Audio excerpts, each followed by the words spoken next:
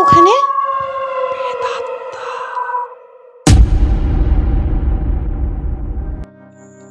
বাবা তুমি চিন্তা করো না, আমি দেখছি কি করা যায়। দেখবা তুমি খুব তাড়াতাড়ি সুস্থ হয়ে যাবা। আমি যে সুস্থ হব না সেটা আমি জানি রে মা। চারুলতা এখন খুব অসহায়।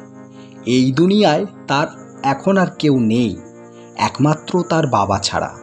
কিন্তু বর্তমানে তার বাবা ক্যান্সারে আক্রান্ত। বাবার চিকিৎসার জন্য টাকা জোগাড় করতে হিমশিম খাচ্ছে। পাড়ার লোকের কাছে চাঁদা চাইতে গেলে তারা বলে ক্লাব সেক্রেটারির কাছে যেতে। ক্লাব সেক্রেটারির কাছে গেলে সে বলে আজকে রাতে আসতে। আজকে রাতে সে নাকি টাকা দেবে। সেদিন রাত 9টার সময় সেক্রেটারির বাড়িতে যায় চারুলতা। সেক্রেটারির বাড়ির দরজায় ঠোকা দিতেই সেক্রেটারি দরজা খুলে বলল, এসো, ভেতরে এসো। তোমার কিছু বলার আগে আমি আমার একটা সত্য আগে বলে নিচ্ছি। আমার না ফুল খুব পছন্দ, আর আমার ফুল সজ্জা করাও অনেক পছন্দ। আর তোমার মতো ফুলের সাথে ফুল সজ্জা না করি তাহলে তোমাকে টাকা দেব কি করে সোনা? দেখুন আপনি এরকম করবেন না আমার সাথে। আমি এখানে খুব অভাবে পড়ে এখানে এসেছি। আপনি যেমন ভাবছেন আমি তেমন মেয়ে নই। আপনি যদি সাহায্য করেন তাহলে আমি চিরকৃতজ্ঞ থাকব। দেখো, ঘুরিয়ে ফিরিয়ে আমি কথা বলি না। তুমি যত পিছবে তোমার বাবার চিকিৎসাও তত পিছবে। বাবার প্রাণ বাঁচানোর জন্য তাকে এরকম একটা নোংরা কাজে জুড়তে হলো। রাতে 11টার সময় টাকা নিয়ে হাই রোডে ক্রস করার সময় একটা লরি ধাক্কা মারে। সাথে সাথে হাসপাতালে নিয়ে গেলে ডাক্তাররা তাকে মৃত ঘোষণা করে।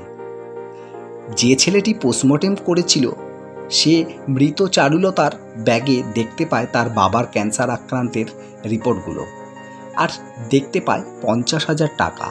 লোভে তার চোখ চকচক করে ওঠে। তড়িঘড়ি সে টাকাগুলো পকেটে পুরে নেয় আর তার বাবার ক্যান্সার আক্রান্তের রিপোর্টগুলো ডাস্টবিনে ফেলে দেয়। আজকে কপাল খুলেছে। এবার পুজোতে ছেলে মেয়েদের জামা প্যান্ট কিনে দিতে পারবো না ভেবেছিলাম, আজ একসাথে এত টাকা পেলাম, মন খুলে জামা কাপড় কিনবো। সেদিন রাতে পোস্টমর্টেম করার পর ছেলেটি যখন বাড়ি যাচ্ছিল, পিছন ঘুরে দেখলো খানিকটা দূরে একটা মেয়ে তার যেন পেছন পেছন আসছে। তারপর থেকেই যখনই সে মর্গ থেকে বাড়ি আসতো, সেই একই মেয়ে একই দূরত্বে তার পিছু ধরত। বেশ কিছুদিন এরকম চলতে থাকে। একদিন সে বিরক্ত হয়ে মেয়েটার কাছে যায় এবং জিজ্ঞেস করে, কে গো তুমি? প্রত্যেক দিন আমার পিছু করো কেন বলো তো? আর সেই মুহূর্তেই দেখলো মেয়েটার ধবধবে পরিষ্কার মুখ থেকে গড়গড় করে রক্ত বের হচ্ছে। মনে হচ্ছে যেন কোনো বড় গাড়ি তাকে পিষিয়ে দিয়ে চলে গেছে।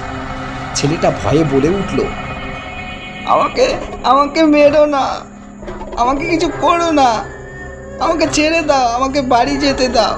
আমার বাড়িতে বউ ছেলে মেয়ে রয়েছে, আমার কিছু হয়ে গেলে তারা অনাহারে মরবে। তুই আমার বাবার মৃত্যুর কারণ, আর তুই বলছিস আমি তোকে ছেড়ে দেবো? সেদিন তুই পোস্টমর্টম ঘরে আমার বাবার রিপোর্টগুলো দেখে না দেখার ভান করে ডাস্টবিনে ফেলে দিয়েছিলিস।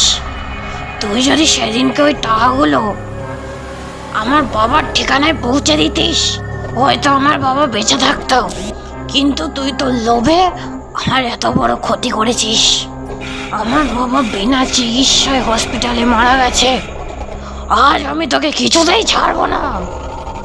আমার বড় ভুল হয়ে গেছে, আমাকে ক্ষমা করে দাও। আমি জানতাম না রিপোর্টগুলো এতটাই রক্ত লেগেছিল যে নাম ঠিকানা কিছুই বোঝা যাচ্ছিল না, তাই আমি ডাস্টবিনে ফেলে দিয়েছিলাম।